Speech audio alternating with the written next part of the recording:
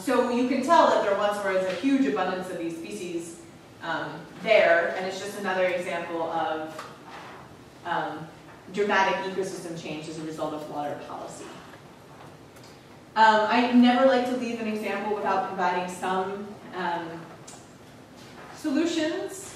This was published, slightly poking fun, but this was published in the Las Vegas Journal as some of the solutions for how we can deal with water. Remove tamarisk, salt cedar, limit water evaporation. Pretty reasonable. Cloud seeding. So fire things up into the clouds so that we can increase the amount of precipitation that falls. Use water from other rivers. Desalt the ocean. Ship icebergs from Alaska. Reduce power plant use and store storm water. What is not on this list? Yeah. Undam the river. Undam the river. Yep. Using less water. Conservation practices. So there's some pretty things. I mean, shipping icebergs from Alaska. We'd rather ship icebergs from Alaska than use less water. So the idea of how you factor, I bring this up because how do you factor sustainability into this conversation? You know, this was a local paper, and they didn't bring up two of the most controversial examples.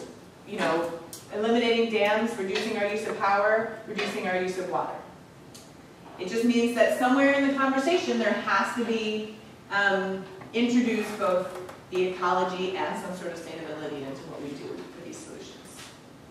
So that's my sort of sad Colorado River example. And the next one I'm going to bring up is something I'm going to have you guys participate a little bit in the discussion. This is looking at how water from the San Joaquin, San Francisco Bay River Delta is used in Southern California. So the state water project that we talked about. And that delta is the hub of the project. So I'll spend a little bit of time looking at what the delta is. This is the watershed of the San Francisco Bay Estuary. It's pretty impressive. It's 60,000 square miles, which is about 40% of the entire state of California. And it's a huge biological resource. There's tons of migrating birds, over 1 million. It's nursery grounds for fish.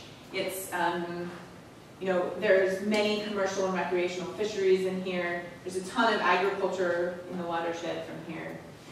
And when we talk about the delta, what we're really looking at too is also this specific area surrounding the Sacramento and San Joaquin rivers.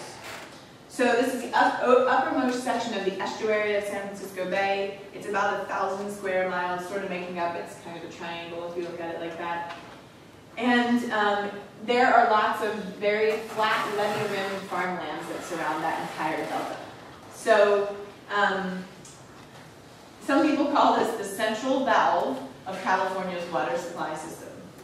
Because if you look at the river system, there are lots of what they call beneficial uses all along here. They just put symbols to indicate that all along here you have fishing, agriculture, imported water supply, drinking water for the local area, migratory birds, flood protection, I forget what the little cisterns are, groundwater recharge, dams. This is a heavily used system.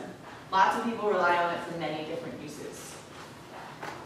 In certain places, the river is dry. There's been enough water removed from it that it is not flowing in the way you'd like.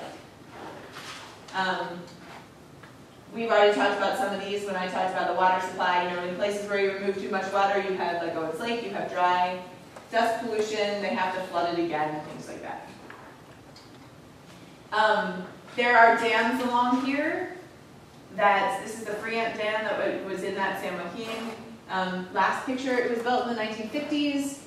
It's used mainly for water storage and agricultural withdrawals, and that's what causes some of that water section that I just showed you to dry up. They've lost salmon runs, and they have been sued by the NRDC, the National Resource Defense Council, to restore the flow. So now, the flow can be turned on and off based on certain species. That's what we're going to talk about. That's where the conflict comes in. So, environmentally, salmon and steelhead can't reach their spawning grounds because of the presence of the dam. The flow has been reversed in some channels, disrupting migrations. The pumps remove huge numbers of plankton, fish, and eggs. Salt water is encroaching, and toxins are accumulating. So if we look at these one by one, this is just a graph that shows the Chinook salmon numbers. There's both a recreational and commercial fishery for Chinook salmon in the area. So you see that they've declined. They're at a historic low of under 40,000 fish in the recent years. The fishing season has been completely closed for a couple of years. And they attribute it to both ocean conditions and stream conditions. So it's not totally the fault of the stream conditions. There is some ocean connection. If you look at the numbers in terms of, compared to other places, this is the precipitous decline you see. Whether you look at wild caught in both hatchery fish for a long time, people were counting all these numbers. These are hatchery fish. These are the wild fish. So part of the reason why they didn't notice the decline was that the hatchery fish were being counted. So we only want to look at wild numbers. The next impact I talk about was saltwater encroachment. I just put this up to remind you, this is typically what we see. You see river water, which is fresh, coming down. You have this less dense fresh water on top with salt water underneath. When you end up pulling out too much water from a system, you have net downstream flow. This downstream flow would prevent the salt typically from coming back up. So having this here would prevent salt water from being on the surface. Instead, we actually see reversed flow because there's no more big pulses of downstream flow.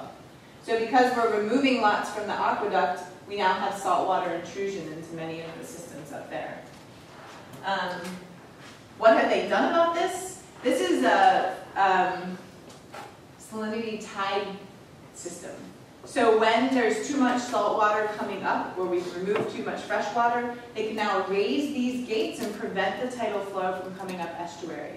So the salinity-controlled gates are more economical than just stopping the water withdrawals. You can raise these tide gates. Makes for a very interesting system when you work up there. So the tide gates are here, and they control most of the system up here.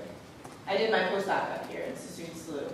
So not only do you check the tide charts, but you check the salinity control charts. What has that meant for critters? So this organism is the Delta smelt. Has anyone heard of it? A little bit? But for the most part, no. This is an endemic species of smelt. They're about this big. They're endemic to the Sacramento-San Joaquin River Delta. And they are the focus of this controversy. Because if it's an endangered species, what can we not do? We can't kill it, we can't cause a reduction in its numbers, and we can't harm any habitat critical to that species. Well, being sucked through a pump isn't particularly great for either the fish, its larvae, or its eggs. And a lot of these fish were passing through the pumps, both for, at any one of those pumping stations along the way, and somewhat being affected by the salinity control gates. So this is the distribution of the Delta smelt. This is the prime region of water being pumped out of the system.